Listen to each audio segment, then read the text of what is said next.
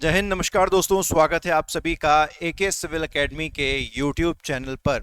और जैसा कि दोस्तों आप सभी जानते हैं कि एमपीपीएससी प्री 2025 के लिए हमारा चल रहा है क्रांति यूट्यूब बैच। और मैंने आपसे पहले भी कहा है कि प्रीलिम्स के लिए आपको किसी भी ऑनलाइन कोर्स को ना तो कोई खरीदने की ज़रूरत है, ना ही फिर किसी ऑफलाइन कोर्स को ज्वाइन करने की कोई ज़रूरत है। अगर कोर्स करना ही है, अगर ऑफलाइन ज्वाइन करना ही है या फिर ऑनलाइन ज्वाइन करना ही है, तो करो तो मेंस के लिए करो, प्रीलिम्स की कोई आवश्यकता नहीं है। तो दोस्तों, क्रांति बैच की सीरीज में ये हमारा लेक्चर नंबर 5 है। वहां पर भी आप देख सकते हैं, यहां पर भी आप देख सकते हैं। और मध्य प्रदेश का जो बजट आया है लेटेस्ट वाला 24-25 वाला, ये उसका दोस्तों अंतिम भाग रहने वाला है। ठीक है, मुझे 1 मिनट दीजिए आप। ठीक है जी, बिल्कुल सही। तो ये अंतिम भाग है। टोटल 5 लेक्चर्स मैंने डेडिकेट करे हैं मध्य प्रदेश 2024-25 बजट के लिए। और आपको बहुत कुछ मैंने इस से संबंधित ये भी सिखाया है कि किसी भी बजट को पढ़ना है तो सही पढ़ने का तरीका क्या है, ताकि एटलीस्ट आपका एक फ्लो बने। हमने ऐसा करने का बिल्कुल प्रयास नहीं किया कि एक लेक्चर के अंदर पूरा बजट बस मैं आपके सामने आया और सिंपल रीडिंग कर करके ख़त्म कर दिया। हर एक पॉइंट एक्सप्लेन किया, हर एक चीज़ पर डिस्कशन किया है। तो उसी वादे के साथ आज भी हम आगे बढ़ेंगे। तो दोस्तों, ये बेसिक डिटेल्स है। जितने भी नए विद्यार्थी हैं वो वीडियो को एक बार टप से पॉज करो और एक बार इसको पढ़ लो। और जितने भी नए विद्यार्थी हैं उनको भी मैं वापस से एक बार बता दूं, डेली आप जितनी भी पढ़ाई करते हो 50% समय प्रीलिम्स को दिया करो, 50% समय मेंस को दिया करो। अगर दिन में 6 घंटे पढ़ते हो तो 3 घंटे प्रीलिम्स पढ़ो, 3 घंटे मेंस पढ़ो। मेंस कैसे पढ़ना है, तो एमपीपीएससी मेंस 2025 सेल्फ स्टडी कैसे करें, 10 महीने के अंदर पूरी बुक लिस्ट इसमें बताई है। ऑनलाइन कोर्स की जानकारी चाहिए, वो भी इस वीडियो में मौजूद है। प्रीलिम्स कैसे पढ़ना है, इस वीडियो को फॉलो करना है आपको। इस वीडियो के अंदर जो भी बुक लिस्ट बताई गई है उसको 1000% बिल्कुल ईमानदारी के साथ आपको फॉलो करना है। इसके अलावा आपको किसी भी चीज़ की आवश्यकता नहीं पड़ेगी।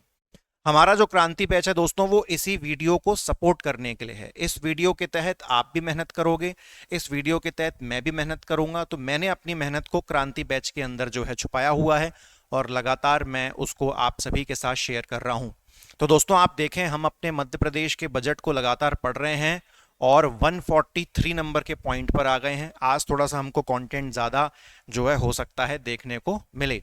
लेकिन अभी तक इससे पहले के जो 4 लेक्चर्स हुए हैं उनमें बहुत सारे फैक्ट थे। ऐसा नहीं है कि आज के लेक्चर में फैक्ट नहीं होंगे, आज के लेक्चर में भी बहुत सारे फैक्ट हैं और बहुत मज़ा आएगा। एक से एक क्वेश्चंस आपके यहाँ पर बनेंगे। तो दोस्तों, लास्ट टाइम हमको यहाँ से स्टार्ट करना था, नगरीय विकास, है ना। हमने वो ग्रामीण विकास के ऊपर जो है ख़त्म किया था। उसमें मैंने आपको बताया था कि ग्राम पंचायत में जो ग्राम रोजगार सहायक होते हैं, GRS जिन्हें कहा जाता है, तो उनकी तनख्वाह 9,000 से बढ़ा के 18,000 कर दी गई थी। तो यहाँ पर पिछले लेक्चर में हम लोगों ने समाप्त किया था। और यहाँ से जो है हम लोग नगरीय विकास की यानी कि अर्बन डेवलपमेंट की बात करेंगे। तो सबसे पहली चीज़ यहाँ पे क्या लिखी है कि 2047 वाला जो ईयर है, तब तक मतलब ये अनुमान लगाया गया है मध्य प्रदेश की सरकार के द्वारा कि जब तक 2047 आएगा, कम से कम 50% जो पॉपुलेशन है वो कहाँ शिफ्ट हो चुकी होगी, वो हो चुकी होगी अर्बन एरियाज में यानी कि सिटीज में। ये इंडिया के नज़रिए से नहीं कहा गया, ये मध्य प्रदेश के नज़रिए से कहा गया है कि मध्य प्रदेश में जो कुल जनसंख्या है उसमें से 50% जनसंख्या 2047 तक कहाँ शिफ्ट हो चुकी होगी, सिटीज में शिफ्ट हो चुकी होगी, अर्बन एरियाज में शिफ्ट हो चुकी होगी, शहरी इलाकों में शिफ्ट हो चुकी होगी। तो उसी को मद्देनजर रखते हुए हमको शहरों का डेवलपमेंट भी करना जरूरी है, ऐसा सरकार ने कहा। ठीक है। अच्छा, उसके बाद अगली अगली यहाँ पर इंपॉर्टेंट चीज़ क्या है, अगली यहाँ पर इन्होंने मध्य प्रदेश की मैं समझता हूँ रैंक बताई हुई है कि मध्य प्रदेश को फर्स्ट रैंक हासिल हुई है। मध्य प्रदेश को कौन सी रैंक हासिल हुई है, तो मध्य प्रदेश को साहब फर्स्ट रैंक हासिल हुई है। और ये फर्स्ट रैंक जो हासिल हुई है, ये इंडिया लेवल की एक योजना है, उसको सबसे अच्छी तरीके से लागू करने में हासिल हुई है। योजना का नाम क्या है, योजना का नाम है पीएम स्वनिधि योजना। मैं इसकी आपको एग्जैक्ट डेट भी बता देता हूँ कि जो पीएम स्वनिधि योजना है, मैंने आपके लिए हमेशा की तरह मैंने लिख के रखा हुआ है।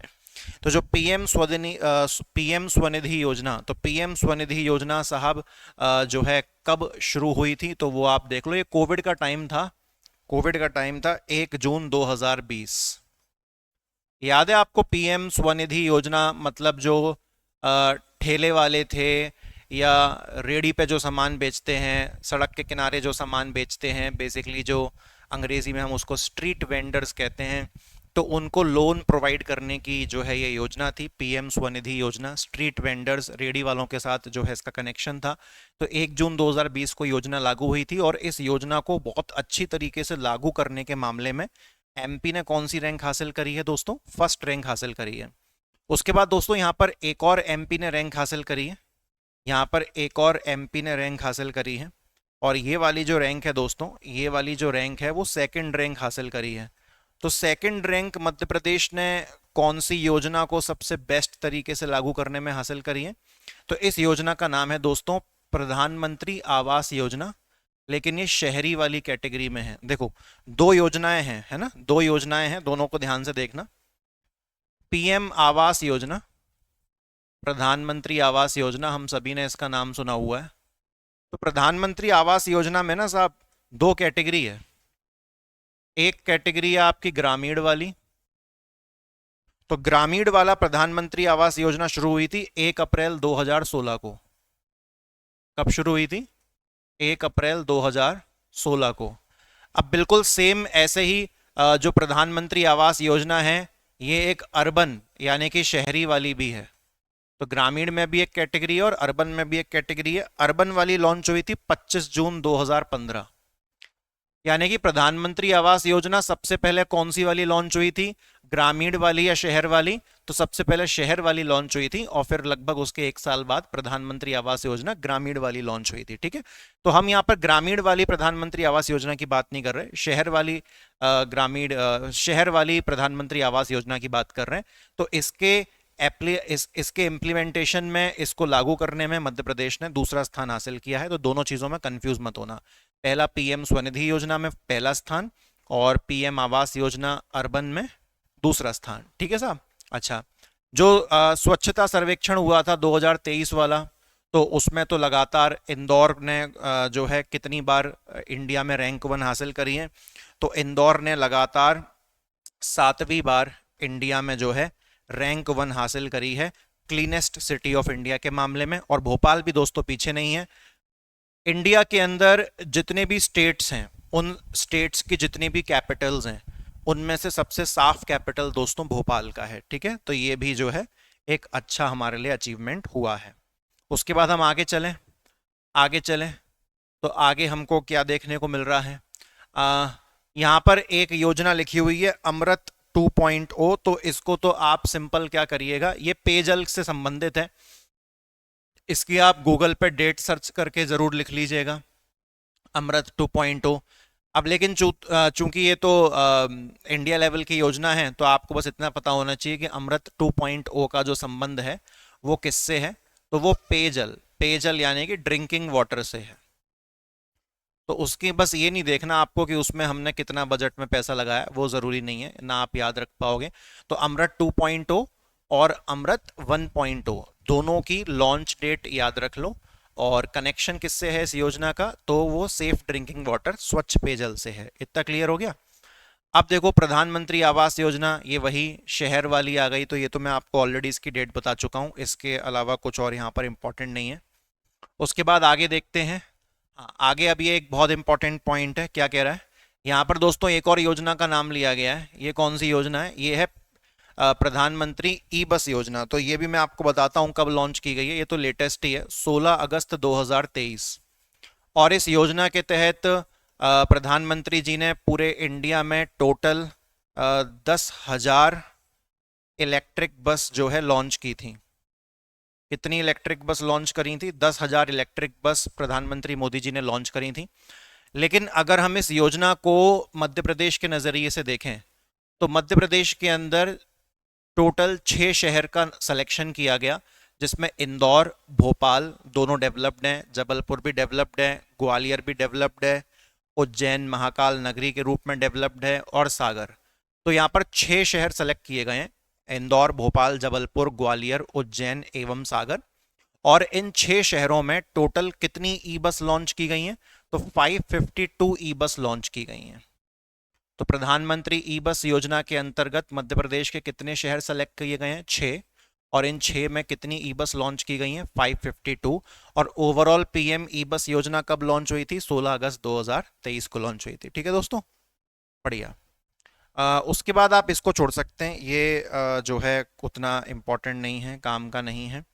ठीक है, उसके बाद हम आगे बढ़ें, आगे बढ़ें, आगे बढ़ें। आगे बढ़ेंगे तो आगे हमको देखने को मिलेगा क्या लिखा हुआ है यहाँ पर दोस्तों। एक स्कीम लिखी हुई है, ये बड़ी इंपॉर्टेंट स्कीम है, मैं आपको बताता हूँ, एक मिनट आप रुकिएगा। ये कौन सी स्कीम है? ये सिटीज स्कीम है। सबसे पहले तो आप यहाँ पर सिटीज की स्पेलिंग देखो, यहाँ पर सबसे पहले आप काय की स्पेलिंग देखो, आप सिटीज की स्पेलिंग देखो, और क्या लिखा हुआ है? सिटीज 2.0। तो ये एक योजना है, इसको बहुत ध्यान से सुनना और बड़े ही आराम से सुनना। सिटीज 2.0, पहले मैं आपको सिटीज 2.0 की मुझे आपको फुल फॉर्म बतानी पड़ेगी, तो पहले फुल फॉर्म देख लेते हैं इसकी। ठीक है, फुल फॉर्म क्या है इसकी? मैंने इसलिए पहले ही लिख लिया था ताकि कोई दिक्कत ना हो। इसकी फुल फॉर्म है, ध्यान से देखिएगा, कॉमा के भीतर लिख रहा हूं, सिटी इन्वेस्टमेंट। अभी बताऊंगा कि इसकी फुल फॉर्म में से क्वेश्चन कैसे बनेगा। City investment to innovate, city investment to innovate, integrate and sustain, and sustain. इसकी फुल फॉर्म दोस्तों अंग्रेजी में ही है, तो आप इसको जोड़ेंगे तो ये सिटीज 2.0 जो है बन जाएगा। अब देखो ये बेसिकली है क्या, यहाँ पर जो लास्ट के दो आई हैं, अगर उसका वो फुल फॉर्म पूछ लेता है तो एक का है इनोवेट और दूसरे का है इंटीग्रेट। आपने स्मार्ट सिटी मिशन सुना है? स्मार्ट सिटी मिशन, कि स्मार्ट सिटीज डेवलप किए जा रहे हैं, तो स्मार्ट सिटी मिशन के अंडर में आता है ये। स्मार्ट सिटी मिशन के, स्मार्ट सिटी मिशन के अंडर में, स्मार्ट सिटी मिशन के अंडर में आता है, स्मार्ट सिटी मिशन के अंडर में आता है। और नाम क्या है इसका? नाम है सिटीज 2.0। ठीक है, अभी जो सिटीज 2.0 है, ये जो सिटीज 1.0 था वो इफ आई एम करेक्ट ये 2018 में लॉन्च किया गया था, मतलब उतना डीप में जाने की जरूरत नहीं है। सिटीज 1.0 कब लॉन्च किया था? सिटीज 1.0, तो सिटीज 1.0 तो साहब 2018 में लॉन्च किया गया था। लेकिन मेन यहाँ पर क्या है कि जो सिटीज 2.0 है ना, इसको कितने साल के लिए लॉन्च किया गया है? तो साहब इसको लॉन्च किया गया है 4 साल के लिए। सिटीज 2.0 को लॉन्च किया गया है 4 साल के लिए, 4 years। कब से कब तक? तो आपका 2023 से 2027 तक। ये बहुत ज़्यादा इंपॉर्टेंट है। ये पूरा जो आप सिटीज़ के बारे में, योजना के बारे में देख रहे हो, सब कुछ बहुत इंपॉर्टेंट है। इसका मकसद बिल्कुल सिंपल है कि जितने भी शहर इस योजना के तहत सेलेक्ट किए जाएंगे, हमें उनको स्मार्ट सिटी बनाना, उनको तगड़ी तरीके से डेवलप करना है। अब आपको खबर समझ में आएगी कि सिटीज़ 2.0 में मध्य प्रदेश के कितने शहरों को सेलेक्ट किया गया। ठीक है, अब समझ में आई कहानी? तो सिटीज 2.0 में मध्य प्रदेश के 2 शहर को सेलेक्ट किया गया, एक है उज्जैन, एक है जबलपुर। और अब इन दोनों शहरों को स्मार्ट बनाने के लिए अगले 3 सालों के लिए, कितने सालों के लिए इंपॉर्टेंट है, 3 सालों के लिए कितना पैसा मिलेगा? 135 करोड़ दोनों को, मतलब इसको भी 135 करोड़, इसको भी 135 करोड़, अगले कितने सालों के लिए? 3 वर्षों में। ठीक है, ऐसा नहीं है कि हर वर्ष 135 करोड़ रुपए मिलेगा, मतलब 3 वर्षों में, 3 वर्षों में, मतलब टोटल 3 साल मिला के उज्जैन को भी 135 करोड़ मिलेगा और जबलपुर को भी 135 करोड़ मिलेगा। तो मैं इस पॉइंट को बहुत ज्यादा इंपॉर्टेंट यहां पर डिक्लेयर कर रहा हूं। तो ये पूरी कहानी इसकी हो गई साहब। ठीक है, उसके बाद आप इसे रहने दीजिए, इसमें कुछ ऐसा खास नहीं है। जल गंगा संवर्धन अभियान मैं आपको ऑलरेडी पढ़ा चुका हूं, काय के लिए था। अगर आपने पिछला लेक्चर नहीं देखा है तो आप उसको जरूर देखिएगा, चौथे नंबर का। ये जो अभियान है ये कब से कब चलाया गया था, तो ये आपको याद रखना है कि ये 2024 की ही बात ये लोग कर रहे हैं। तो 5 जून से 16 जून, ठीक है, 5 जून से 16 जून में जो है इन्होंने चलाया था। यहाँ पे ईयर इन्होंने नहीं दे रखा है, तो यहाँ पर हम 2024 ही मानेंगे, 2024 की बात हो रही है। हालांकि इतना इंपॉर्टेंट नहीं है, जितना मैंने आपको जल गंगा संवर्धन अभियान के बारे में बताया था पिछले लेक्चर में, बस उतना आप इसको याद कर लो, उसकी तारीख वगैरह जो मैंने बताई थी बस उसको याद कर लो। और अगर ये भी याद रखना है कि 2024 में ये अभियान किस तारीख से किस तारीख तक चला, तो 5 जून से 16 जून, इतना याद रख लो, ठीक है। अच्छा, उसके बाद और देखें और कौन सा इंपॉर्टेंट आया है। अब एक ये देख लो साहब, मध्य प्रदेश सरकार ने इंफॉर्मेशन टेक्नोलॉजी की फील्ड में एक अपनी पॉलिसी लॉन्च करी थी। इंफॉर्मेशन टेक्नोलॉजी की फील्ड में अपनी एक पॉलिसी लॉन्च करी थी, सूचना प्रौद्योगिकी निवेश प्रोत्साहन नीति, यानी कि information technology investment promotion policy 2023। इस नीति का आपको नाम याद रखना है, और ये नीति किस वर्ष लॉन्च की गई है, 2023, उसको आपको याद रखना है, ठीक है। अच्छा, अब ये क्या बोल रहे हैं, अब ये बोल रहे हैं कि हमें बड़ा अच्छा फील होता है कि मध्य प्रदेश के अंदर 5 बहुत बड़ी बड़ी आईटी कंपनियां हैं, नाम याद रखना, इन्फोसिस और टीसीएस, एक्सेंचर, और ये कौन सी है, परसिस्टेंट एवं कॉग्निजेंट, ठीक है। तो टोटल ये 5 बड़ी आईटी कंपनीज हैं। इनमें से ऐसा पूछ सकता है कि इनमें से कौन सी मध्य प्रदेश में है, कौन सी मध्य प्रदेश में नहीं है, तो मैं इस पर एक इंपॉर्टेंट का लेबल डाल देता हूं, तो इसको अच्छी तरीके से आप याद रख लेना। ये इन्फोसिस और टीसीएस तो ये तो इंदौर में ही आ गई अपनी, और एक्सेंचर, कॉग्निजेंट और परसिस्टेंट, ठीक है, इसको आप याद रख लेंगे। उसके बाद दोस्तों आगे बढ़ते हैं, आगे बढ़ते हैं, आगे बढ़ते हैं आगे। अब इस पर भी मैं पहले से ही लिख दे रहा हूं, इस पर भी मैं पहले से लिख दे रहा हूं वेरी इंपॉर्टेंट, पहले से ही मैं लिख दे रहा हूं उस पर वेरी इंपॉर्टेंट, क्योंकि ये यूनिपे के बारे में आपको समझना पड़ेगा। ये मध्य प्रदेश सरकार द्वारा ही लॉन्च किया गया एक पेमेंट पोर्टल है, लॉन्च बाय एमपी गवर्नमेंट। इस पे मैंने पहले से ही इंपॉर्टेंट लिख दिया है, क्योंकि इसकी जानकारी होना बहुत जरूरी है, ठीक है। यूनिपे, अब यूनिपे लिखते कैसे हैं अंग्रेजी में, वो देख लो आप, UNI और PAY, यूनिपे। यूनिपे को लॉन्च कब किया गया था, तो यूनिपे को 2021 में लॉन्च किया गया था। यूनिपे को कब लॉन्च किया गया, तो 2021 में लॉन्च किया गया था। 2021 में यूनिपे को क्या किया गया था, लॉन्च किया गया था साहब। और इसका मकसद क्या है, इसका मकसद सुनो, क्योंकि यहां पर उतना सटीक इसका मकसद समझाया नहीं है इन्होंने। सुनो, मैंने आपको इसी बजट में ही एक बार एक योजना पढ़ाई, लाडली बहना योजना का जब चर्चा चल रही थी, तो उस टाइम पे मैंने बताया था कि लाडली बहना योजना एक तरीके की डीबीटी स्कीम है, डायरेक्ट बेनिफिट ट्रांसफर, जहां पर सरकार के माध्यम से जो पैसा है वो सीधे लाभार्थी के खाते में, मतलब जो बेनिफिशियरी है उसके अकाउंट में सीधे पैसा आता है। तो सुनो, क्यों बनाया गया है, ये एक तरीके का पोर्टल है ना, ये एक तरीके का पोर्टल है। तो आप यूनिपे को अगर एक तरीके की वेबसाइट कह लो तो कुछ गलत नहीं होगा। आप यूनिपे को अगर एक तरीके की वेबसाइट कहते हैं तो इसमें कोई गलत नहीं है, कोई इसमें गलत बात नहीं है। तो यूनिपे बेसिकली क्या करेगा, मध्य प्रदेश सरकार के द्वारा, मध्य प्रदेश सरकार के द्वारा जितनी भी डायरेक्ट बेनिफिट ट्रांसफर स्कीम चलाई जाती हैं, जितनी भी डायरेक्ट बेनिफिट ट्रांसफर स्कीम चलाई जाती हैं, बहुत सारी योजनाएं चलाती है मध्य प्रदेश की सरकार, जहां पर डायरेक्टली एमपी गवर्नमेंट के पास से जो पैसा है वो सीधे आपके अकाउंट में जो है आ जाता है। तो अगर आप ये यूनिपे नाम की वेबसाइट पे विजिट करोगे तो आज भी आपको बहुत सही उन्होंने वेबसाइट बनाई हुई है, सारी योजनाओं का नाम लिखा हुआ है, जितनी भी डीबीटी योजना है, और कितना पैसा अभी तक दे दिया, कितना पैसा और देना है। तो मतलब एक कॉमन ऐप है जिस पे आपको सारी जानकारी मिलेगी मध्य प्रदेश सरकार की कौन सी योजनाओं के बारे में, डायरेक्ट बेनिफिट ट्रांसफर स्कीम के बारे में, जिसका सबसे अच्छा एग्जांपल लाडली बहना योजना है। ओके, तो इसको आप याद रखना, 2021 का ये पोर्शन आप याद रखना, ये इंपॉर्टेंट था। उसके बाद आगे देखें दोस्तों, आगे ये डिजिटल भारत, डिजिटल मध्य प्रदेश, ये कोई योजना का नाम नहीं है, वो तो उन्होंने कहा है कि ऐसा एक दौर चल रहा है। उसके बाद दोस्तों ये संपदा पोर्टल, संपदा पोर्टल की जानकारी आप रखिएगा, ठीक है।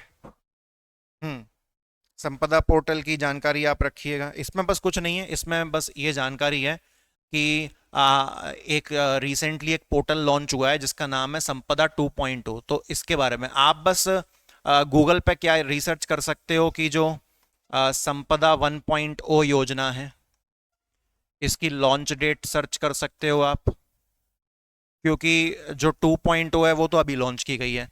तो क्या कह रहे हैं कि संपदा 2.0 नामक जो पोर्टल है, इसके माध्यम से क्या होगा कि जो भी व्यक्ति है ना, वो घर बैठे अपनी किसी भी प्रॉपर्टी को, अपनी किसी भी संपत्ति को क्या करवा सकता है, रजिस्टर करवा सकता है। उसे कहीं भी बाहर भागने की जरूरत नहीं है। समझ में आया? बहुत इंपॉर्टेंट। तो संपदा जो पोर्टल है वो बेसिकली आपको घर बैठे अपनी प्रॉपर्टीज को रजिस्टर करवाने की सुविधा देता है बिना भाग दौड़ के।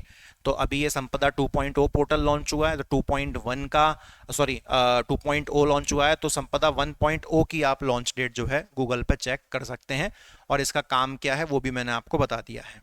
ठीक है। अच्छा, उसके बाद दोस्तों क्या है, ये भी एक बहुत इंपॉर्टेंट मध्य प्रदेश सरकार का काम है। ये भी बहुत इंपॉर्टेंट, ये भी एक तरीके का प्रोजेक्ट है। ये भी एक तरीके का प्रोजेक्ट है। प्रोजेक्ट का नाम क्या है? प्रोजेक्ट का नाम सुनो। प्रोजेक्ट का नाम साहब शॉर्ट में है SCDB, हिंदी में है एकल नागरिक डेटाबेस, अंग्रेजी में कहते हैं सिंगल सिटीजन डेटा बेस। अब ये क्या है? ये बेसिकली एक तरीके का ऐसा वेबसाइट और ऐसा रिकॉर्ड है जहां पर किसी भी व्यक्ति को अगर सरकारी नौकरियों के लिए बार बार मध्य प्रदेश गवर्नमेंट के पास अप्लाई करना है, तो उसे वापस वापस अपने डॉक्यूमेंट सबमिट करने की जरूरत नहीं है। आज आप किसी एक एग्जाम का फॉर्म भर रहे हैं, कल को आप MP गवर्नमेंट के अंदर किसी दूसरे एग्जाम का फॉर्म भरो, तो आपको बार बार अपने डॉक्यूमेंट्स अपलोड करने की कोई जरूरत नहीं है। एक बार यहां पर आपका डेटाबेस में रिकॉर्ड हो जाएगा और आप बस उसी को रेफर करके अपना चीजें वापस अपलोड करने की कोई आपको आवश्यकता नहीं पड़ेगी। तो आप देखते हैं ना, सरकारी सेवाएं प्रदान करते समय नागरिकों से बार बार दस्तावेज नहीं मांगे जाएंगे। ये इसकी खासियत है, एक बार में ही आपके दस्तावेज जो है सेव कर लेगा ये डेटाबेस। ओके, तो इंपॉर्टेंट है बहुत ज्यादा, इसको आप याद रखिएगा। उसके बाद दोस्तों क्या कहा हुआ है? State data centre, state data centre SDC, इसकी बिल्डिंग कहाँ है? इसकी बिल्डिंग भोपाल में है। मतलब आप ये समझ लो, आप ये समझ लो कि मध्य प्रदेश में, मध्य प्रदेश में सारा IT का जो काम है, मध्य प्रदेश में सारा IT का जो काम है वो इसी बिल्डिंग से होता है, स्टेट डाटा सेंटर। मतलब MP से संबंधित जितना भी IT का डेटा है वो सब यहां पर स्टोर है, ऐसा आप समझ सकते हो। ठीक है। उसके बाद दोस्तों आगे बढ़ेंगे, आगे बढ़ते हैं तो आगे ये कुछ योजनाओं के नाम जो रिसेंटली बजट में अनाउंस किए गए थे। एक का नाम है ई विधान, इस पर गूगल पर जितना मिल जाए सर्च कर लेना। फिर है ई कैबिनेट, इसके बारे में जितना मिल जाए सर्च कर लेना। और फिर है ई विधायक। अब ये जो ई विधायक ऑफिस वाली जो है ना, इसको इन्होंने बजट में ही एक्सप्लेन कर दिया है। बेसिकली है क्या, सुनो। हर विधायक को, हर विधायक को टोटल 5 लाख रुपए दिए जाएंगे। कौन सी योजना के तहत? ई विधायक ऑफिस योजना। हर विधायक को 5 लाख रुपए दिए जाएंगे ताकि हर विधायक के लिए एक हाई टेक ऑफिस बनवाया जा सके। देख रहे हो? देख रहा है विनोद कैसे 5-5 लाख रुपया दिया जा रहा है? इनको क्या हाईटेक की कोई कमी है? लेकिन फिर भी हर विधायक को कितना पैसा दिया जा रहा है? 5 लाख रुपया प्रति विधायक। और क्यों दिया जा रहा है? ताकि वो अपने लिए हाईटेक ऑफिस बनवा सके। तो देख लीजिए विनोद, तो ई विधान सर्च करो, ई कैबिनेट सर्च करो, ई विधायक हमने आपको बता दिया है। ये 5 लाख की धनराशि है साहब, ये घना इंपॉर्टेंट आपके लिए क्वेश्चन है, तो इस पे हम लिख रहे हैं इंपॉर्टेंट। ओके, चलिए आगे देखें साहब, आगे क्या कहता है। आगे एक और दोस्तों योजना का यहां पर नाम लिखा हुआ है, आप तो सिर्फ इसके बारे में पढ़ लो। ये एक ऐसी योजना है जहां पर किसी, मतलब ये योजना क्यों बनाई गई है? ताकि फेस टू, मतलब फेसलेस काम हो सके, फेसलेस, कॉन्टेक्टलेस, पेपरलेस। मतलब मध्य प्रदेश की सरकार जो है वो सरकारी कामकाज में पेपरलेस होना चाहती है, फेसलेस होना चाहती है, यानी कि हमको वहां पे जाने की जरूरत भी नहीं है, मतलब कंप्लीटली डिजिटलाइज। तो उसके लिए ये टेक्नोलॉजी बनाई गई है IFMIS नेक्स्ट जेन। बस इसका नाम पता होना जरूरी है, ओनली नेम, और कुछ भी नहीं। ये डिजिटल मध्य प्रदेश के रास्ते में एक अच्छी सीढ़ी है। ठीक है, स्टेट डाटा सेंटर मैंने आपको बताई दिया भोपाल वाला, तो उसको याद रखना, पूरा आईटी का काम वहां पे संभाला जाता है। उसके बाद दोस्तों आ जाते हैं, थोड़ा सा फॉरेस्ट की बात करते हैं। बजट के अंदर फॉरेस्ट में उन्होंने क्या कहा है, बहुत इंपॉर्टेंट फैक्ट इन्होंने यहां पर दिया है कि मध्य प्रदेश में जो टोटल फॉरेस्ट एरिया है, मध्य प्रदेश में जो टोटल फॉरेस्ट एरिया है, पहली बात तो उसका अपडेटेड आंकड़ा उन्होंने दिया है। मध्य प्रदेश में जो टोटल फॉरेस्ट एरिया है उसका आंकड़ा कितना दिया है, 95,000 किलोमीटर स्क्वायर। हिंदी में बोलते हो आप वर्ग किलोमीटर। इतना क्लियर हो गया। ये वेरी वेरी वेरी इंपॉर्टेंट है, एमपी के फॉरेस्ट से कनेक्टेड है। 95,000 वर्ग किलोमीटर, जो कि अगर आप मध्य प्रदेश का टोटल एरिया देखोगे तो उसका कितना प्रतिशत है, 31%। ये कितना है, एमपी का, एमपी के टोटल एरिया का, एमपी के कुल भूभाग का कितना परसेंट है साहब, ये 31%। साथ ही अगर आप इंडिया के टोटल फॉरेस्ट उठा लो तो इंडिया के टोटल फॉरेस्ट का कितना परसेंट है ये, तो वो है 12%। समझ में आ रहे हैं, इंडिया के टोटल एरिया का नहीं, इंडिया में जितने भी टोटल फॉरेस्ट हैं उनका जितना भी टोटल एरिया है तो उसका 12% हिस्सा तो मध्य प्रदेश के फॉरेस्ट से प्राप्त होता है। ठीक है, तो देश के टोटल फॉरेस्ट का कितना परसेंट एरिया मध्य प्रदेश के फॉरेस्ट ने हासिल किया हुआ है, तो 12%। तो 12% ये याद रखना है, 31% मध्य प्रदेश के टोटल एरिया का है और फॉरेस्ट एरिया वर्ग किलोमीटर में 95,000 वर्ग किलोमीटर है। बहुत ज्यादा इंपॉर्टेंट है। उसके बाद सरकार ने यह भी कहा है भाषण में, बजट भाषण में, कि अब हमारे मध्य प्रदेश को केवल टाइगर स्टेट नहीं कहते, टाइगर के साथ साथ अब मध्य प्रदेश को चीता राज्य भी कहा जा रहा है। तो ये एक इंपॉर्टेंट चीज है, इसको आप याद रखना।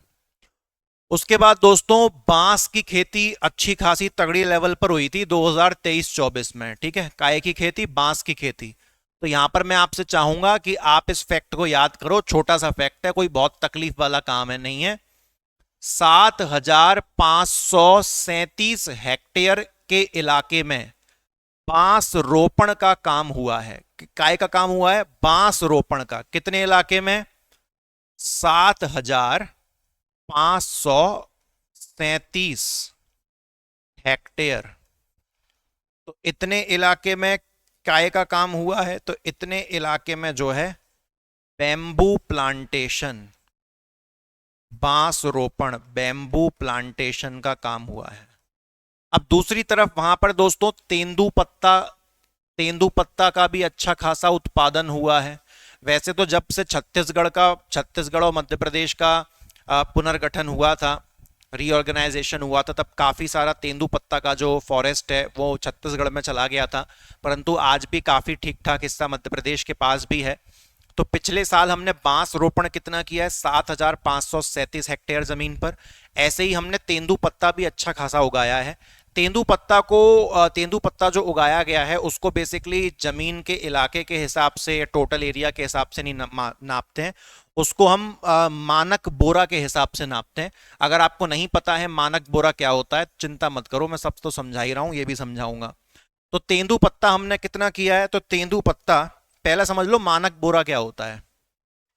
मानक बोरा, एक बोरे में, एक बोरा में 1,000 तेंदूपत्ता की गड्डी होती हैं। मानक बोरा का मतलब समझ रहे हो, मानक बोरा का मतलब एक ऐसा बोरा जिसमें तेंदूपत्ता की कितनी गड्डियां हैं, जिसमें तेंदूपत्ता की 1,000 गड्डी हैं, और हर गड्डी में कितने तेंदूपत्ता होते हैं, 50। हर गड्डी में कितने तेंदूपत्ता होते हैं, तो हर गड्डी में तेंदूपत्ता होते हैं 50, और टोटल गड्डी कितनी है, 1,000। तो 1,000 इंटू 50, 1,000 इंटू 50 यानी कि एक मानक बोरा में टोटल कितने तेंदूपत्ते हो गए, 50,000 तेंदूपत्ते हो गए। समझ में आ गया। तो ऐसे ऐसे ऐसे करके बोरा नापे जाते हैं। तो ऐसे टोटल कितना बोरा तेंदूपत्ता का हमने काम किया है, तो 21,455 ऐसे मानक बोरा हैं, जहां पर हर बोरे के अंदर 50,000 तेंदुपत्ता हैं। तो अच्छा खासा जो है तेंदुपत्ता का काम इस बार हुआ है। ठीक है। अच्छा, अब क्या होता था कि जो लोग तेंदुपत्ता चुनते हैं, कलेक्ट करते हैं, तो एक मानक बोरा उनको एक मानक बोरा बनाने पर कितने पैसे दिए जाते थे? 3,000 रुपए। अब एक मानक बोरा में बार बार मत पूछना कितने टोटल पत्ते आते हैं। तो जो तेंदुपत्ता कलेक्ट करते हैं उनको एक मानक बोरा पर 3,000 रुपए दिए जाते थे। अब उसको बढ़ाकर कितना कर दिया गया है? अब उसको बढ़ाकर 3,000 से 4,000 प्रति मानक बोरा कर दिया गया है। अब इसको बढ़ाकर 3,000 से 4,000 प्रति मानक बोरा कर दिया गया है। लगाना इंपॉर्टेंट ही है, तो अच्छे से पढ़ोगे, डिटेलिंग करोगे तो साहब सब इंपॉर्टेंट होता है। इसलिए हमने कहा है प्रीलिम्स की वीडियो जो हमने डाली है यूट्यूब पे उसे देखो, उसके अकॉर्डिंग जो बुक लिस्ट बताई है उसको इतनी ही शिद्दत से पढ़ो जैसा मैं आपको ये पढ़ा रहा हूँ। अगर आप इतनी शिद्दत के साथ काम करोगे तो कोई दिक्कत नहीं आएगी। आप यंग एज में बैठे हो, एक स्टूडेंट, विद्यार्थी, आपकी कोई भी उम्र हो, अगर आपके दिमाग में एग्जाम का टारगेट है तो आप एक विद्यार्थी हैं। तो विद्यार्थी के लिए कुछ भी असंभव नहीं है, सब संभव है। ठीक है। तो ये बहुत इंपॉर्टेंट था, मैं इस पर इंपॉर्टेंट लिख रहा हूं साहब, ये बहुत ज़्यादा ज़रूरी है, आप इस पर ध्यान दीजिएगा। ठीक है। आगे बढ़ते हैं, आगे बढ़ते हैं। एक यहाँ पर बस एक नेशनल लेवल का फैक्ट था कि वर्ष 2070 तक हमारा इंडिया का एक टारगेट है कि हमको नेट जीरो का लक्ष्य अचीव करना है। नेट जीरो मतलब नो पॉल्यूशन। नेट जीरो मतलब क्या होता है? नो पॉल्यूशन, या फिर आप कह लो नो कार्बन। मतलब 100% इलेक्ट्रिक व्हीकल्स पे हम स्विच हो जाएंगे, चाहे इंडस्ट्रीज के मामले में हो, वहां पर भी सब कुछ इलेक्ट्रिसिटी पर चलेगा। तो नो पॉल्यूशन, नो कार्बन, ये इंडिया का लक्ष्य कौन से साल तक है? 2070 तक। तो आगे उन्होंने बस ये लिखा है कि एमपी भी इसमें अच्छा खासा मोटिवेशन दे रहा है।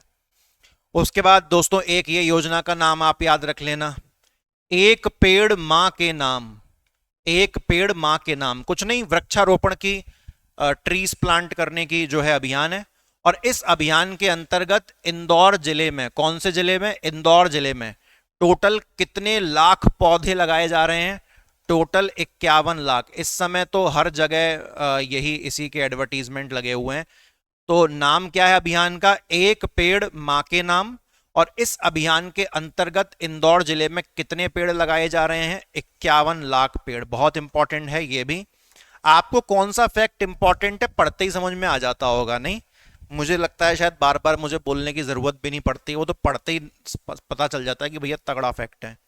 उसके बाद दोस्तों आगे चलें, धार्मिक संस्कृति के क्षेत्र में भी कुछ ना कुछ काम हुआ है। तो देखिए क्या कहा जा रहा है, अद्वैत, अद्वैत वेदांत दर्शन। अद्वैत, देखो अब ये बड़ा टॉपिक है, ये मैंने जीएस 4 में जब एथिक्स पढ़ाया था मेंस कोर्स के अंदर, तो उसमें मैंने बहुत गजब का एक्सप्लेन किया हुआ है।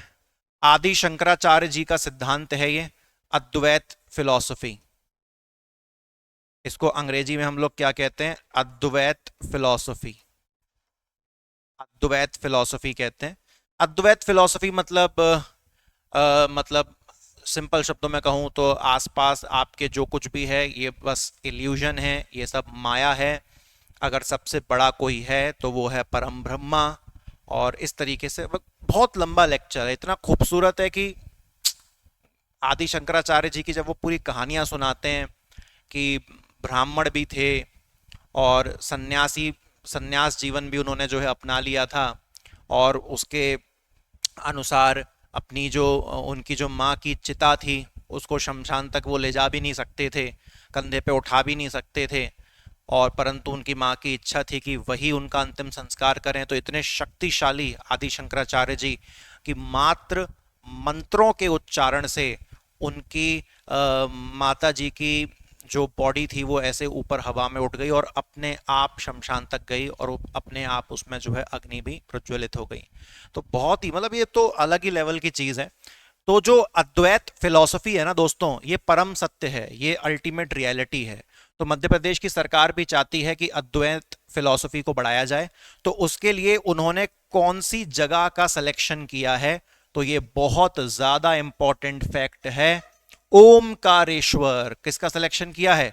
ओमकारेश्वर। और आप सुनिए, ओमकारेश्वर में आदि शंकराचार्य जी की कितने फुट की ऊंची प्रतिमा है? 108 फुट ऊंची जो है प्रतिमा है। लेकिन ये तो आप जानते होंगे, आप क्या नहीं जानते हो वो ये चीज है कि ओमकारेश्वर में ही ये दो चीजें और बनाना चाह रहे हैं। क्या क्या? एग्जैक्टली इन्होंने लोकेशन कंफर्म तो नहीं करी है, बट चूंकि ओमकारेश्वर को ही ये अद्वैत फिलॉसफी के ऊपर पूरा डेवलप करना चाह रहे हैं, तो वहां पर ये आदि शंकराचार्य जी से संबंधित दो चीजें करेंगे।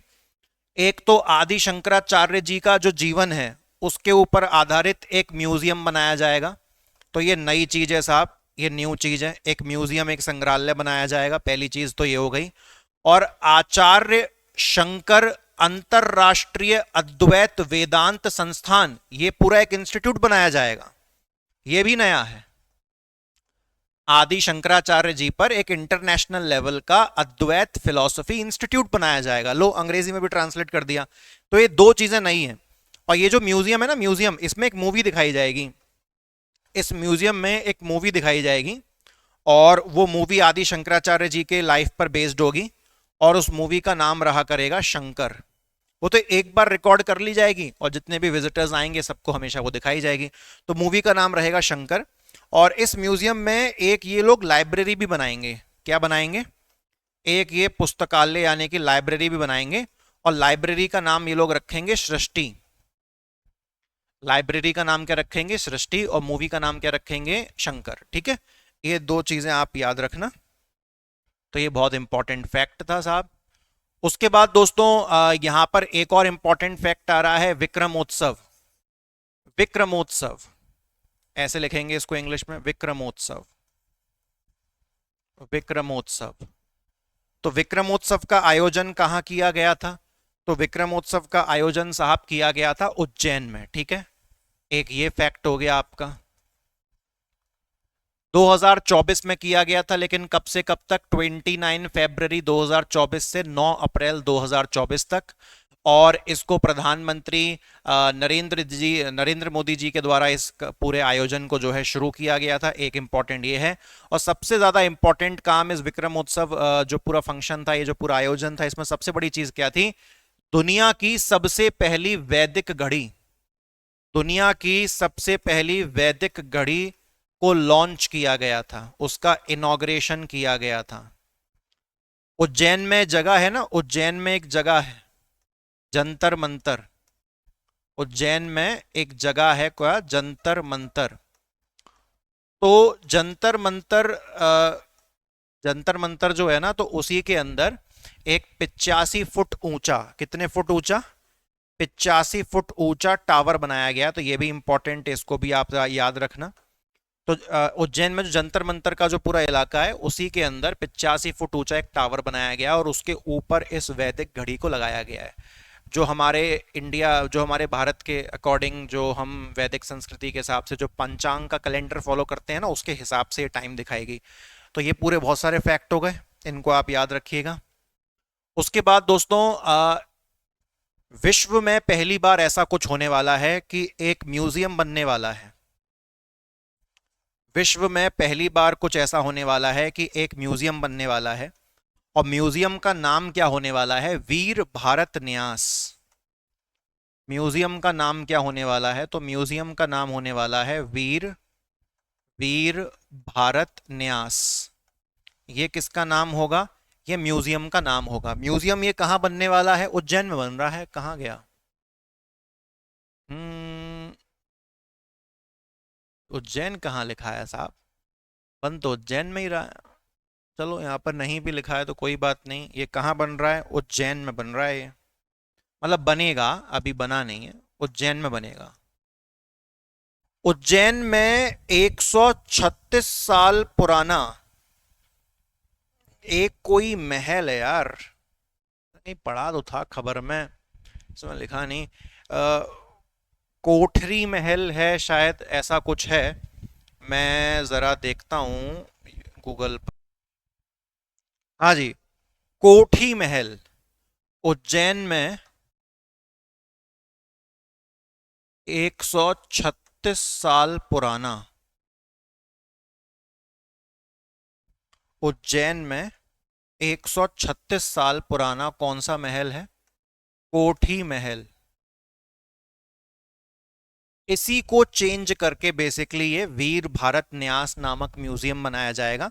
ये म्यूजियम अपने आप में बड़ा खास है, क्योंकि हमारे भारत में प्राचीन समय से लेकर जब तक अंग्रेजों से हमको आज़ादी मिली तब तक जितने भी लोगों ने भारत की स्वतंत्रता में योगदान दिया है, भारत की संस्कृति में योगदान दिया है, उन सभी लोगों की जानकारी उपलब्ध करवाई जाएगी उस म्यूजियम में। तो मैं इसको वेरी इंपॉर्टेंट का दर्जा दे रहा हूं। ठीक है, चलिए आगे बढ़े, आगे देखें आगे क्या है।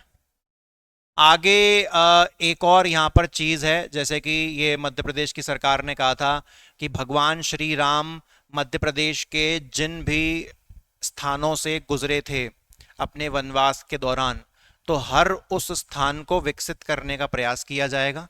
और बिल्कुल उसी तरीके से जो हमारे मुख्यमंत्री जी हैं, उन्होंने एक और योजना का ऐलान किया है, श्री कृष्ण पाथेय योजना। पाथेय मतलब पथ।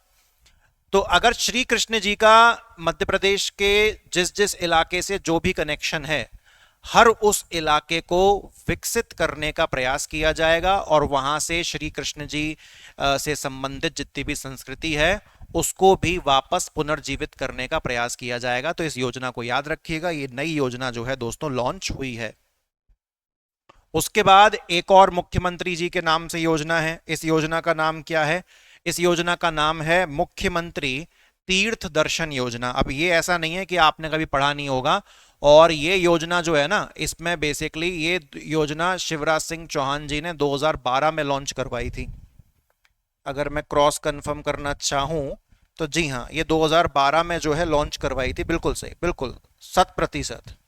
ठीक है, 2012 में शिवराज सिंह चौहान जी ने ये योजना लॉन्च करवाई थी। और अगर जो व्यक्ति 60 वर्ष या 60 वर्ष से ऊपर का है, वो इस योजना में मध्य प्रदेश सरकार के खर्च पर सारे तीर्थ स्थल घूम के आएगा। ठीक है, या फिर जो व्यक्ति 60% विकलांग है, डिसेबल है, उसको भी मध्य प्रदेश सरकार अपने खर्च पर तीर्थ यात्रा पर भेजती है। इसके बाकायदा रजिस्ट्रेशन फॉर्म्स होते हैं। आप चाहें, आपके घर में कोई ऐसा है तो आप जरूर अप्लाई करें। तो इसका ईयर याद रखना है 2012, 60 वर्ष इसकी एज क्राइटेरिया है, या फिर 60% इसकी विकलांगता। ठीक है, बस बाकी तो और कुछ है नहीं इसमें। आगे देखें। हाँ, ये भी बहुत इंपॉर्टेंट है साहब, ये भी बहुत इंपॉर्टेंट है, इस वाले को भी ध्यान से देखना। ये पर्यटन के नजरिए से इंपॉर्टेंट है। किसके नजरिए से? टूरिज्म, पर्यटन के नजरिए से इंपॉर्टेंट है। क्या कह रहा है कि वर्ष 2023 में मध्य प्रदेश में रिकॉर्ड बनाए। आज तक ऐसा कभी नहीं हुआ था। मध्य प्रदेश में आपको पता है पिछले साल कितने पर्यटक आए हैं? 11 करोड़ टूरिस्ट आए हैं। बाप रे बाप, ये रिकॉर्ड बन गया एमपी के इतिहास में। आज तक ऐसा कभी नहीं हुआ। And thanks to the reels, thanks to the social media, उनका भी बड़ा योगदान रहा है इसमें। ठीक है, लेकिन हम इसमें वो छपरी किस्म के जो रील वाले हैं, जो इंदौर की इमेज खराब करते हैं आड़ी टेढ़ी भाषा बोल के, उनकी हम बात नहीं कर रहे, या उल्टी सीधी हरकतें करके, उनसे कोई आकर्षित नहीं होता ये। लेकिन जो बाकी जो दूसरी पॉजिटिव चीजें हैं, जितना विकास हो रहा है, डेवलपमेंट हो रहा है, उसको देखते हुए मध्य प्रदेश में 11 करोड़ पर्यटक आए हैं, जो कि अपने आप में बहुत बड़ी बात है साहब। ठीक है, अच्छा, उसके बाद एक और योजना यहाँ पर, इसको याद रखना है, फैक्ट है, 11 करोड़ पर्यटक, भूलना नहीं है, बहुत इंपॉर्टेंट है। 2023 में रिकॉर्ड बनाए, आज तक ऐसा कभी नहीं हुआ। उसके बाद दोस्तों यहाँ पर एक योजना देखो, पीएम श्री पर्यटन योजना, हेली एवं वायु पर्यटन सेवा। ठीक है, इसकी क्या कहानी है? इसकी क्या कहानी है साहब? तो कुछ कहानी नहीं है इसकी। इसको तो मतलब बेसिकली हमारे मध्य प्रदेश में जितने भी प्रमुख रिलीजियस प्लेसेस हैं, रिलीजियस टूरिस्ट स्पॉट हैं, वहाँ पर टूरिस्टों को आसानी से पहुँचाना, उनको संभव करवाना वहाँ तक। तो उसके लिए बेसिकली जो है ये प्राइवेट जेट टाइप का शुरू किया गया है। प्राइवेट जेट सर्विस आप कह लो, प्राइवेट जेट जैसा ही दिख रहा है वो बिल्कुल, अगर आप गूगल पे उसको देखोगे तो। और इसका काम क्या है कि टूरिस्ट को मध्य प्रदेश में जितने भी जितने भी धार्मिक स्थल हैं, मध्य प्रदेश में जितनी भी रिलीजियस टूरिस्ट प्लेसेस हैं, धार्मिक पर्यटन स्थल हैं, वहां तक आसानी से ले जाना, वहां तक आसानी से ले जाना। भाई बाहर से बड़े बड़े टूरिस्ट आते हैं, वो भी तो घूमना चाहते हैं, तो उनको सुविधा तो दोगे कि बस धक्कों में ही, बस में ट्रेन में ऐसे थोड़ा ना धक्के खिलवाओगे, तो आसानी से ले जाना, ठीक है। अच्छा, अब इसमें एक चीज याद रखना साहब, एक चीज याद रखना, ये तुम खुद से सर्च कर लेना कि ये जो योजना है ना, इस योजना में वर्तमान में मध्य प्रदेश के 8 शहरों को जोड़ा गया है। इस योजना में, इस योजना में, इस योजना में वर्तमान समय में, इस योजना में वर्तमान समय में मध्य प्रदेश के कितने शहरों को जोड़ा गया है? तो मध्य प्रदेश के 8 शहरों को, 8 सिटीज को जो है जोड़ा गया है। अब इसमें कुछ जो बड़े बड़े वाले नाम हैं वो तो मुझे याद भी हैं, जैसे कि इंदौर है आपका, भोपाल है, और आपका जबलपुर हो गया, आपका जो है ग्वालियर हो गया, रीवा भी इसमें से एक है, और उज्जैन भी इन्होंने डाला हुआ है। तो बाकी जितने भी एक दो नाम बच गए उनको आप जरा एक बार गूगल पे देख लीजिएगा, तो इसकी जानकारी आपको रहे तो अच्छी बात है, ठीक है। और अब ये 2024 में ही, 24 की कहानी चल रही है, 2024 में ही न्यूज में थी, आज से 2-3 महीने पहले, ठीक है साहब। चलो आगे देखें, संस्थागत थोड़ी सी बात करें।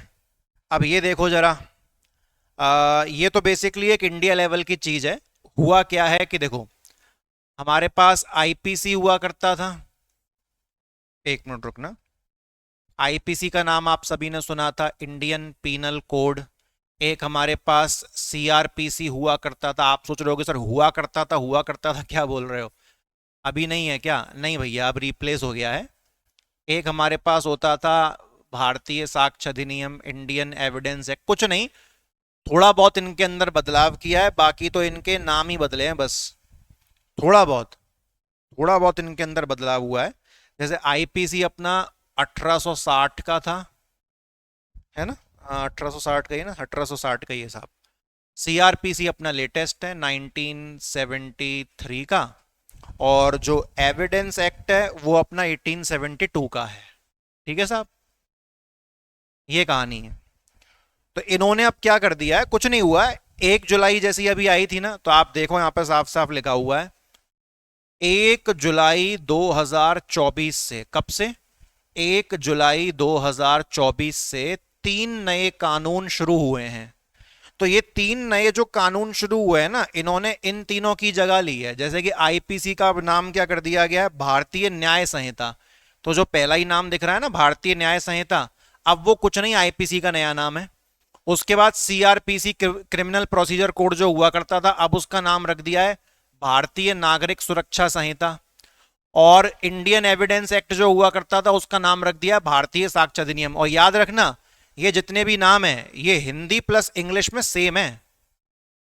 जैसे नीति आयोग है ना, हिंदी इंग्लिश में सेम, तो ऐसे ही ये Hindi plus English, Hindi plus English, ये सेम नाम है।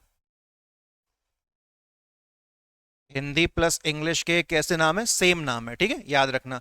तो सरकार ने कुछ नहीं कहा कि अब हम भी बड़े एक्टिवली, जब 3 नए कानून बदले हैं तो मध्य प्रदेश की सरकार भी अपना काफी ज्यादा योगदान दे रही है इसमें बेहतर से बेहतर करने का, ऐसा सरकार ने इसमें कहा है।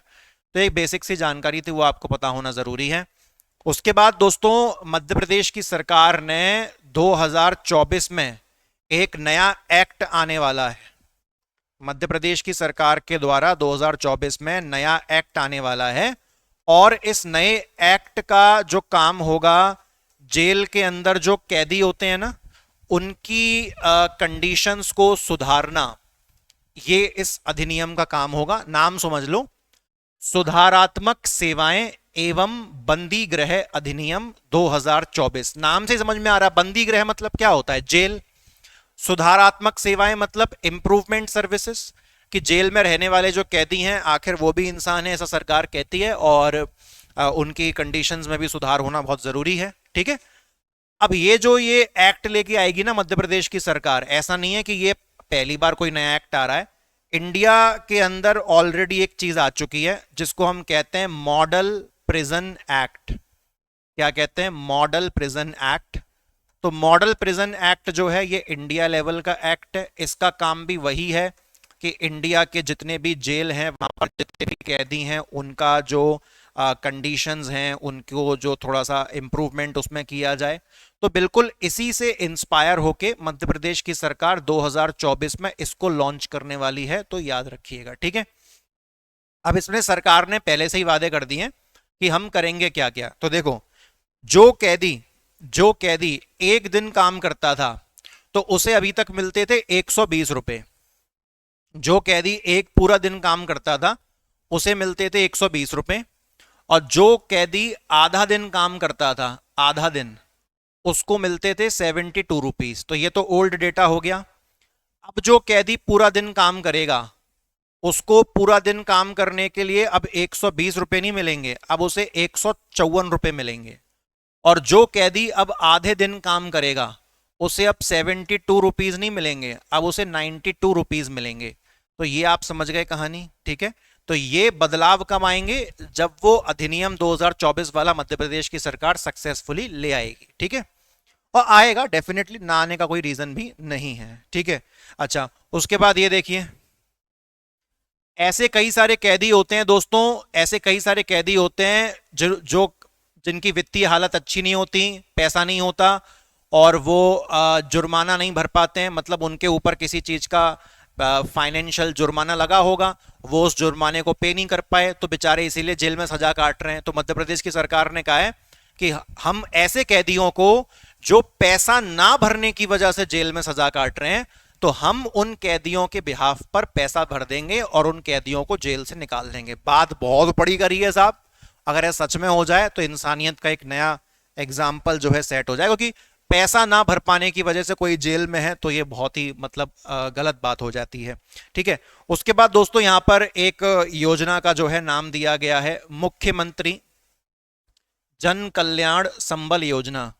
तो इसकी तारीख भी हम देख लेते हैं, मुख्यमंत्री जन कल्याण संबल योजना की। तो ये साहब 2018 में लॉन्च हुआ था। ये कब लॉन्च हुई थी, 2018 में। और काय के लिए, राज्य सरकार द्वारा राज्य के करोड़ों असंगठित श्रमिकों को सामाजिक सुरक्षा प्रदान करने के लिए, ठीक है। तो मुख्यमंत्री जन कल्याण संबल योजना कब लॉन्च हुई, ये साहब आपकी इसकी लॉन्च डेट हो गई, ये इसकी लॉन्च डेट हो गई साहब।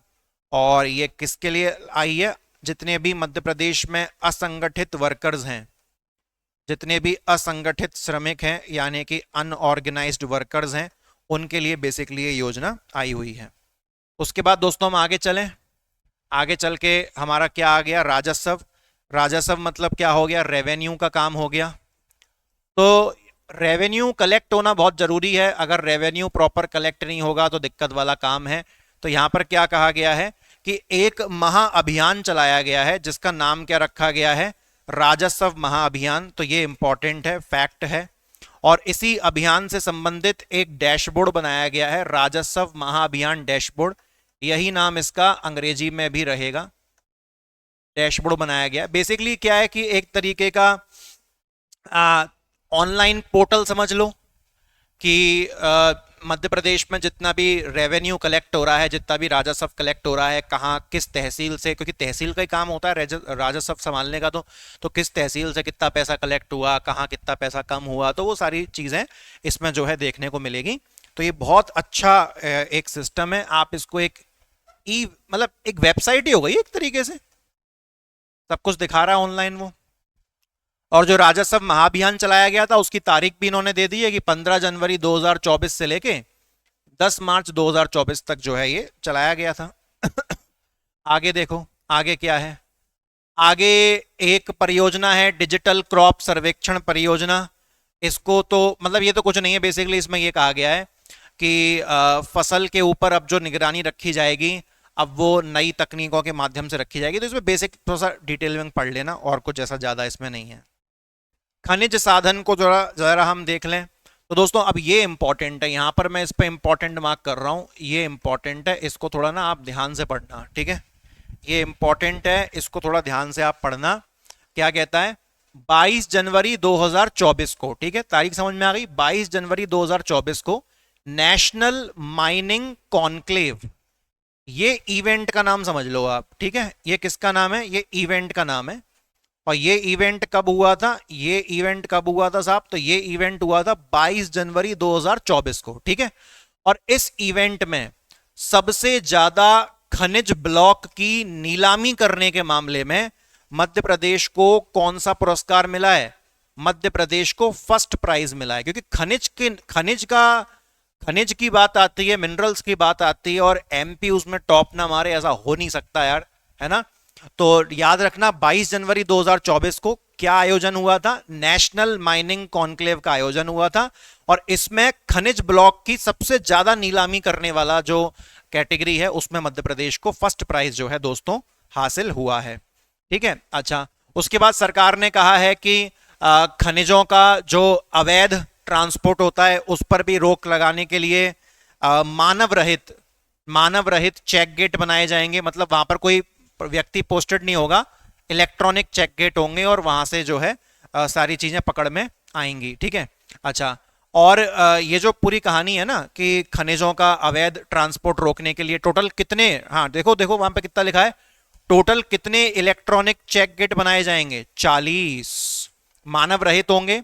लेकिन पहले इसका डेमो चलाया जाएगा, पहले इसका पायलट प्रोजेक्ट चलाया जाएगा। भोपाल जिले में 3 इलेक्ट्रॉनिक चेक गेट लगाए जाएंगे और रायसेन जिले में 1 इलेक्ट्रॉनिक चेक गेट लगाया जाएगा। तो ये आपका इंपॉर्टेंट यहां पर दोस्तों फैक्ट बन जाता है। टोटल कितने लगेंगे? 40 इलेक्ट्रॉनिक चेक गेट। और इनका काम क्या होगा? जो मिनरल्स हैं, जो आपके खनिज हैं, उनका अवैध ट्रांसपोर्ट रोकना।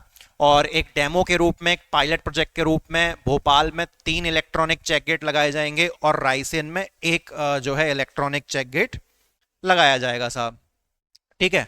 अच्छा, अब परिवहन देखो, ये साहब बहुत बड़ा चेंज हुआ है, ये वेरी बिग चेंज है। बहुत ध्यान से सुनना, बहुत ध्यान से सुनना साहब इसको, ये वेरी बिग चेंज है। वेरी बिग चेंज क्या है? अब ये बदलाव पहली बात तो आया कहां से, आया कब से है? तो ये बदलाव आया है 1 जुलाई 2024 से, ठीक है। तो जैसे कि होता है ना कि यूपी से कोई गाड़ी एमपी में सामान लेके कोई ट्रक आ रहा है, तो वहां पे चौकियां होती हैं, चेक की जाती हैं। एमपी से गुजरात में जा रहा है, वहां पर चौकी होती है, वहां पर चेक किया जाता है। या महाराष्ट्र से एमपी में आ रहा है, छत्तीसगढ़ से एमपी में आ रहा है, तो आसपास के स्टेट से जब भी माल मध्य प्रदेश में आता है तब वहां पर चौकियां होती हैं चेक करने के लिए। तो इससे क्या होता है कि ट्रक वालों को भी बहुत असुविधा होती है, और जो बड़े बड़े बिजनेसमैन होते हैं, जो डीलर्स होते हैं, वहां पे बहुत समय जो है बर्बाद होता है, बेसिकली उनके माल को बार बार रोक रोक रोक रोक। तो ये गड़बड़ सिस्टम है। तो मध्य प्रदेश में एक बहुत बड़ी खबर आई कि 1 जुलाई 2024 से ट्रांसपोर्ट की जांच के लिए जितनी भी चौकियां होती हैं उन सबको बंद करने का निर्णय लिया गया है। दोस्तों, बाहर भयंकर बारिश हो रही है और रात के ऑलमोस्ट 10 बज चुके हैं। लाइट कभी भी जा सकती है, मुझे ऐसा प्रतीत हो रहा है, ठीक है। तो अब ये चौकियां तो बंद कर दी, अब इनकी जगह क्या लगाया जाएगा? इनकी जगह लगाया जाएगा 45 रोड सेफ्टी एवं एनफोर्समेंट पॉइंट, ठीक है। बस इतना याद रख लो, क्या लगाया जाएगा? 45 रोड सेफ्टी एवं एनफोर्समेंट पॉइंट। ये बेसिकली चौकियां नहीं होंगी, ये उससे ज्यादा बेहतर एक टेक्नोलॉजिकल सिस्टम है।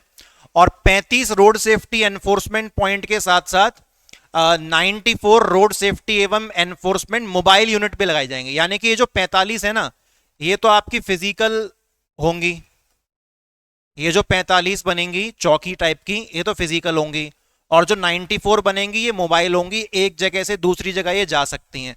तो वो पुराने चौकी सिस्टम से बहुत बेहतर, बहुत फास्ट होगा, समय भी बर्बाद नहीं होगा, ठीक है। 1 जुलाई से सारी जो बॉर्डर पे चौकियां होती हैं उनको बंद कर दिया गया है, जो ट्रांसपोर्ट से संबंधित होती हैं, ठीक है। अच्छा, उसके बाद यहां पर क्या है? यहां पर एक चीज एमपी गवर्नमेंट ने लॉन्च करी है कि अगर कोई गवर्नमेंट जॉब में कोई व्यक्ति काम कर रहा है और उसकी 35 साल की एज हो जाती है, तो 35 साल की एज के बाद उसकी जो सैलरी है वो 4th पे स्केल के अनुसार बढ़ा दी जाएगी। बस इतना आपको याद रखना है।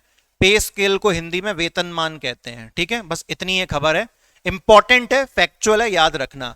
तो सरकारी नौकरी में कोई सी भी कैटेगरी हो सकती है, ए ग्रुप जॉब है, बी ग्रुप जॉब है, सी या डी, 4 कैटेगरी पे लागू होता है। तो इसमें आप सरकारी नौकरी कर रहे हो, 35 वर्ष की उम्र नहीं है बेसिकली, 35 वर्ष आपको जॉब में हो चुके हैं, जिस दिन से आपने ज्वाइन किया था उस दिन से 35 वर्ष आपको जॉब में हो चुके हैं, तो आपको चौथी पे स्केल के हिसाब से आपकी जो सैलरी है वो बढ़ाई जाएगी। ठीक है, तो 35 ईयर्स ऑफ एज नहीं, 35 साल नौकरी में हो जाने चाहिए। उसके बाद दोस्तों यहां से अब आपका काम शुरू हो गया है। यहां से मैंने पूरा बजट आपको पढ़ा दिया। बजट में समझता हूं कि आपने डाउनलोड भी किया होगा। क्या क्या इंपॉर्टेंट काम शुरू हुआ है यहां से आपका? बहुत ज्यादा इंपॉर्टेंट है, बहुत ज्यादा इंपॉर्टेंट है, क्योंकि ये बता रहा है 2023-24 में क्या क्या हुआ था, पिछले साल क्या क्या हुआ। देखो सुनो, राजस्व प्राप्तियां, अंग्रेजी में इसको कहते हैं रेवेन्यू रिसिप्ट, एक तरीके की अपनी इनकम है। तो आपको एज इट इज ये याद रखना है, 2,31,733 करोड़ इतना सरकार ने कमाया। राजस्व व्यय यानी कि रेवेन्यू एक्सपेंडिचर, यानी कि सरकार ने खर्च कितना किया, तो सरकार ने खर्च तो ठीक ठाक किया ही होगा। तो सरकार ने खर्च किया है 2,31,112 करोड़, अनुमानित सरकार ने खर्च किया है। ये दोनों चीजें आपको as it is cut copy paste याद करनी है साहब, इसमें कोई बदलाव नहीं है। ओके, तो ये हो गया आपका, ये हो गया, इन दोनों को आप याद कर लीजिएगा अच्छे से। उसके बाद यहां पर लिखा है राजकोषीय घाटा। राजकोषीय घाटा यानी कि आप इसको कह दो फिस्कल डेफिसिट, राजकोषीय घाटा, या रेवेन्यू डेफिसिट कह दो, रेवेन्यू डेफिसिट कह दीजिए आप इसको। तो रेवेन्यू डेफिसिट पिछले 2023 का कितना रहा है? तो रेवेन्यू डेफिसिट पिछले साल 2023 का जीडीपी के सेंस में इसको देखते हैं।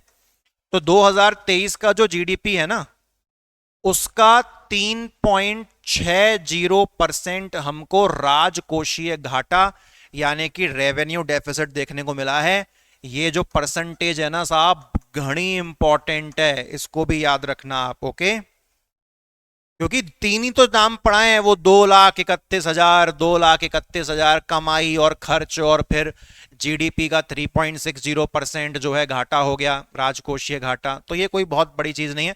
अब ये 2024-25 के हिसाब से भी ये बताते हैं कि हम आने वाले 2024-25 में कितना अनुमानित कमाने वाले हैं और कितना अनुमानित हम खर्च करने वाले हैं।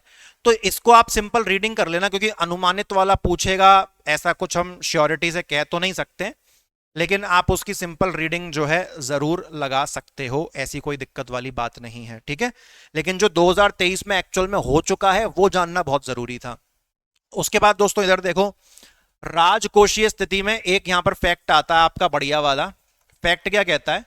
जो 15th फाइनेंस कमीशन है, जो 15वां वित्त आयोग है, उन्होंने क्या डिसाइड किया है? उन्होंने डिसाइड किया है कि 24-25 में जो राजकोषीय घाटा है उसकी जो लिमिट है वो 3% रखी गई है। जैसे कि पिछले साल कितना चला गया 2023 में 3.60, तो आने वाले 24-25 वाले साल में जो रेवेन्यू डेफिसिट है, जो राजकोषीय घाटा है, उसकी लिमिट कितनी सेट की गई है? 3%, यानी कि 3% से ज्यादा राजकोषीय घाटा नहीं होना चाहिए। 3% से ज्यादा राजकोषीय घाटा नहीं होना चाहिए, ये आपका साहब इसमें फैक्ट है। ठीक है, और तो यहां पर कुछ नहीं है। ओ गॉड, वाह क्या बात है, दी एंड हो गया साहब। टोटल कितने सारे पॉइंट पड़े हैं? 223 पॉइंट पड़े हैं। तो दोस्तों मुझे बताइएगा कैसी लग रही है आपको ये क्रांति यूट्यूब बैच की सीरीज, और दिल से अगर पसंद आया हो ना, क्वालिटी में अगर सच में आपको भरपूर यकीन हो, तो मैं आपको पूरी ईमानदारी से सलाह दूंगा कि प्रीलिम्स तगड़ा पढ़ रहे हो, अपने दिन का 50% समय प्रीलिम्स को दे रहे हो, लेकिन 50% समय मेंस को दे लो। अभी भी 8 महीने हैं। जिस दिन मैं ये रिकॉर्डिंग कर रहा हूँ 13 जुलाई आज तारीख है, शायद, हाँ 13 जुलाई तारीख है। 8 महीने हैं मिनिमम अभी मेंस और प्री दोनों के लिए। तो अगर आपको मेंस का कोर्स ज्वाइन करके साथ साथ लेक्चर देखने हैं तो भैया उसको कर लो, उसको सोचो मत, उसको कर लो, फटाफट ज्वाइन कर लो, लेक्चर देखना शुरू करो व्यवस्थित। सारी मेहनत उसमें हमने आपके लिए ऑलरेडी कर दी है, तो समय वेस्ट ना करें। जो भी करना है जल्दी करें, लेकिन वेस्ट समय ना करें, वो बहुत दिक्कत वाली बात हो जाएगी। तो दोस्तों, क्रांति यूट्यूब बैच के अगले लेक्चर में आपसे मुलाकात करता हूं। आज के लिए दीजिए मुझे इजाजत। Thank you very much. जय हिंद।